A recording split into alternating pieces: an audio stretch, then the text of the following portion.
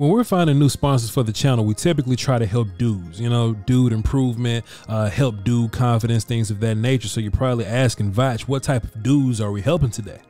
Short dudes that are tied a line on their Tinder profiles. Now, Conzeri is a shoe that adds 2.8 inches to your overall height. So if you're 5'10", you put on a pair of Conzeris, all of a sudden you're 6 foot. I don't have a problem with this, right? Because women have all types of advantages that make them confident. That's why they get attitudes when you ask them to go to pool parties. But Conzeris, I'm willing to die with the lie in Conzeris. You can eat in them, sleep in them, you can shower in them. Put them on, you're a little tall, and now you can flirt with women without looking up at them. For example, I'm 6'1", but if I put on a pair of Conzeris, I'm officially big enough to play offensive line in the NFL. You see how this can change your life at an instant. So Voch says this, you're gonna need a little bit more money with all this new success in your dating life. So I wanna save you some. Go to Conzeri.com, buy everything over there. Everything on the site already is 30% off, but you can get an additional 15 at checkout using promo code VOCH, V-O-C-H, VOCH, for an additional 15 on top of the 30. That's a total 45% at Conzeri.com using promo code VOCH. All right, go to Tinder, add 2.8 inches to your height. Congratulations, big fella. Shouts out to Conzeri. All of them enabling our short kings to stand tall in the face of adversity. All that good stuff. Hey, but to the work that we have for today, appreciate y'all for tuning in. Salute, salute.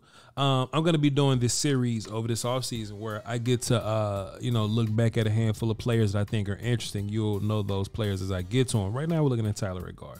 I wanted to look at Tyler at guard in particular because, sometimes we go through the news cycle, right? Like, hey, we're in the regular season. We do the lead up. We do the game. We do the film for after the game. But immediately after that, we're into the very next game. And, we may skim over some details, right? So I just think it's important to go through a season and, gather an opinion of a player and then retroactively look back at that player after the season's over so you can really solidify your thoughts and opinions, which is why shouts out to everybody that's watching right now. Shouts out to everybody that's in my Patreon right now, because you're making yourself a better fan by doing the extra work as opposed to being at some Buffalo Wild Wings and watching the game one time, half drunk, texting some person that you don't like for real, getting all distracted and things like that. We're actually studying and we're hunkering down on this thing, right? For one, I hated Cooper Rush throughout the football season. I didn't think Cooper Rush was very good. We get to the end of the season and people give Cooper Rush accolades. Yeah, man, we give Cooper Rush accolades for winning, 5 games, going 5-1 in that season. And then we go back and we watch like Cooper Rush retroactive, and I go, boy, Cooper Rush was worse than I thought he was. Did you hear what I said? But it is what it is, That's just where we are, news cycle wise. It just gives us an opportunity to come back and watch. So what I wanted to do was, there's a lot of heat in the street about Tyler at guard and where Tyler should be playing. And it's no simple answer. It's a very complex answer about, how you end up walking away from this thing. But I'm just gonna cover some of those details and provide you with some film of Tyler playing guard and what that looked like last year. He played guard at the end of the Vikings game and the Washington Football Wizards game in Week 18. And he also played in the playoffs in versus Tampa Bay until Jason Peters laid down and went ouch, and his hip started hurting. He's an old dude with a lot of weight on him. That was bound to happen. So Tyler stepped right back to tackle. So the thing about Tyler's going to be interesting because, he's the starting guard, but he's also swing guy, right? And that wouldn't be too important, right? Because you'll go, okay, well, if somebody gets hurt, Tyler will just step in and play, right? All right, cool. Most of the time you expect players to play, the full season, but that's not the case with Tyler because Tyron Smith is at left tackle. So it's like, all right, Tyler's a guard right now, but he's inevitably, gonna be the left tackle soon. Now, if there's someone that's vouching for Tyler playing left tackle right now, just say, hey, man, let's just not even move Tyler around. Let's just put him at left tackle and move on here. I can understand your point. I feel where you're coming from because you're moving from this idea that you think Tyler is good enough to do the job, and he is. And you also think that, hey, it's possibly hindering his progress if you move him around too much, and that could be a thing, right? But my only issue with that is, if you go by the best 5 theory, and in this situation, Tyler being the entire left side player that he is, it's really backup left tackle versus backup left guard, really. Like what do you feel comfortable about in case Tyron gets hurt? If Tyron gets hurt, do you bring in Waletzko and you keep Tyler at guard? Or if, do you move Tyler to tackle and you just try, I guess, Fournier or Chuma Doga Awesome Richards? Do you try those guys at left guard? That's this big conversation, right? So in my mind, in Voch's mind, right, you can't play Tyler at tackle day one because a part of your best five would be Tyron at left tackle and Tyler at left guard. That's a different conversation because now you're going, okay, well, would you rather have Chuma Edoga starting left guard or Tyron Smith on the bench? You know, I don't care what you think about Tyron Smith, and Tyron Smith may not be what he once was, and he will get hurt at some point. But Tyron Smith, the way that he is right now, held together with duct tape, scotch tape almost at this point, right? Him held together with scotch tape is better than Chuma Edoga playing left guard for you. So now it's almost inevitable that the Tyler Smith move is going to happen. But this is my angle on this, right? This is why Tyler has to play guard for you. Because I think when you're in an all-in type season, sometimes you have to sacrifice the future, right? Some people want to do it with cap space. Some people want to sacrifice the future with cap money. With cap money and draft picks, right? Cap money and draft picks. Well, the next bit of the future that you could sacrifice is Tyler Smith development, you know? And hey, if y'all want to go all in on everything else, then you can't look at Tyler Smith development and go, all right, we're going all in everywhere else. But Tyler Smith, we got to look forward to the future, so he got to play left tackle full time.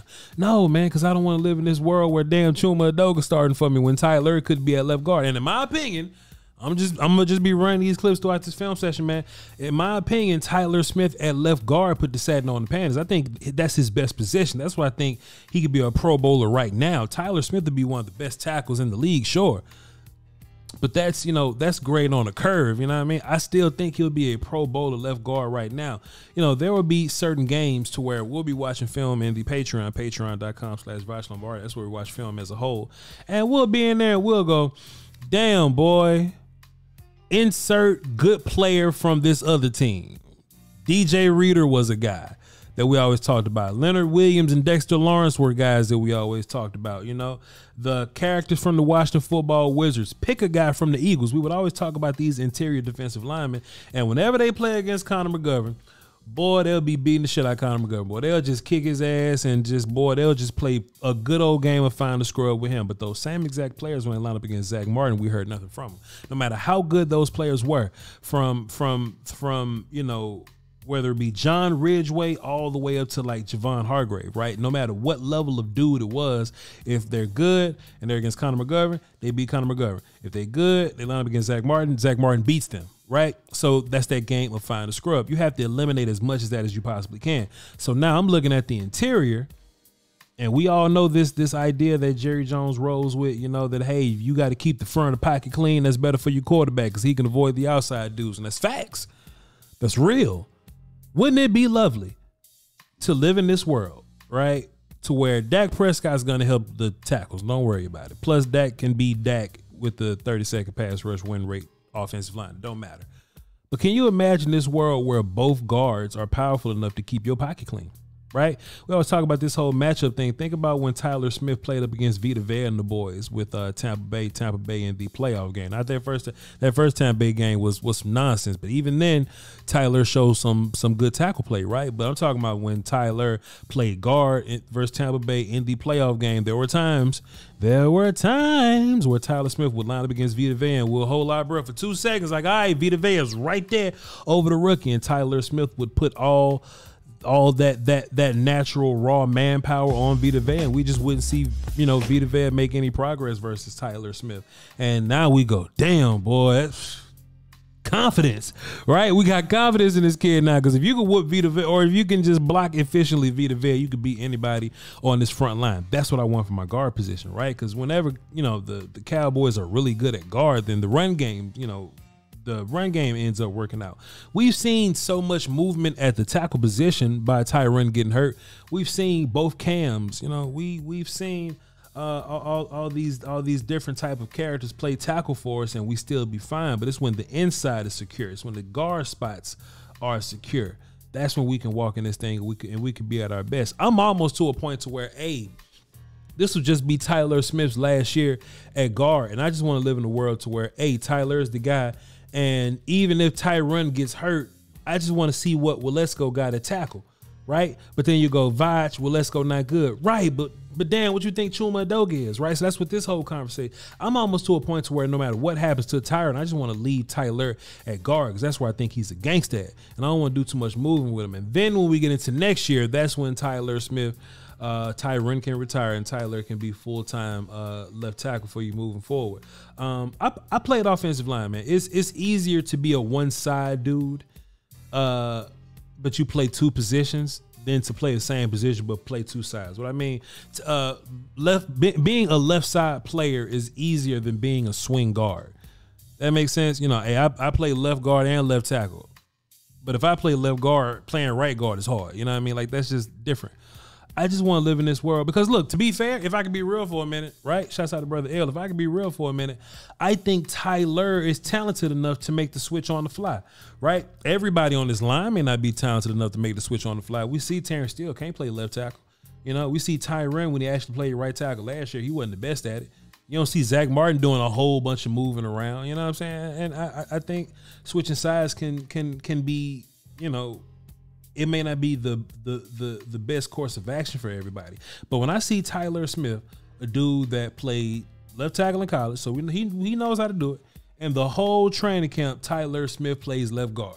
All right, Tyler plays left guard the whole training camp. We're prepping Tyler Smith to play left tackle for the entire year. And Tyron Smith lays down and goes out. So, hey, bro, I know you've been the whole offseason left guard. You've been rookie OTAs, you've been mini camp, training camp, all that you've been left guard. But the week before we got Tampa Bay, you just got to go line up against Shaq Barrett and beat him. And that dude lined up against Shaq Barrett and beat him. So if Tyler Smith taught me anything, he taught me that he's talented enough to make these moves on the go. So I have faith in the idea that, hey, if you got to move that dude around, like, it's not hindering his progress. It's not going to make Tyler Smith a bad player, him having to play guard for another season. That's fine. People do it all the time. When it's time for him to play tackle, he'll play tackle. But I think the only reason you got to really consider playing Tyler at guard, you can leave him at guard for different reasons, right? The whole front pocket thing. But the whole idea of playing him at guard is because we know Tyron's going to get hurt, and you just got to play, all right, which backup ain't as bad as the other one. Long story short, Josh Ball gonna be in Jacksonville somewhere. Did you hear what I said? Hey man, that's all I got for this one, man. I just wanted to give my thoughts about Tyler at left guard. I think, you know, looking back on Tyler at left guard, it was an interesting study, just to go see what he was able to do and how he did it and how good was he really. You know, there were some ups and downs because he was a rookie, but I think he's only going to be better at this year. At the end of the day, he has the natural strength to fight in that phone booth. So, you know, hey. Those were my thoughts and opinions. There are some clips to go along with it. There will be data. I'm going to be saying that a whole bunch.